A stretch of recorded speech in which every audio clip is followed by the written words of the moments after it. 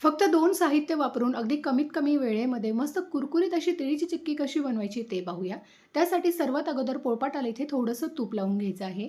तूप लावून झाले की त्यानंतर पॅन गरम करायला ठेवलेला आहे. 1 वाटी पांढरे तीळ अगदी मंद आचेवर छान खरपूस असे भाजून घ्यायचे.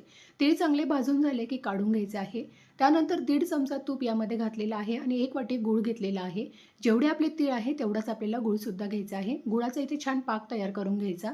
पाक चेक करण्यासाठी वाटीमध्ये थोडंसं पाणी घेतलेलं आहे. पाकाचे थोडे थेंब टाकून बघायचे आणि अशी कडक गोळी झाली म्हणजे तिचा टणकन असा आवाज आला की समजावं की अगदी कुरकुरीत चिक्कीसाठी पाक इथे आपला तयार झालेला आहे.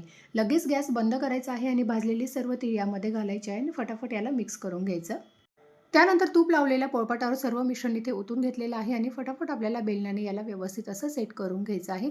गरम असतानाच आपल्याला ही वडी जी आहे ती कट करून घ्यायची आहे आणि मस्त कुरकुरीत अशी तिळाची चिक्की इथे आपली बनवून तयार होते. सविस्तर व्हिडिओ पाहण्यासाठी खाली दिलेल्या त्रिकोणावर क्लिक करा. धन्यवाद.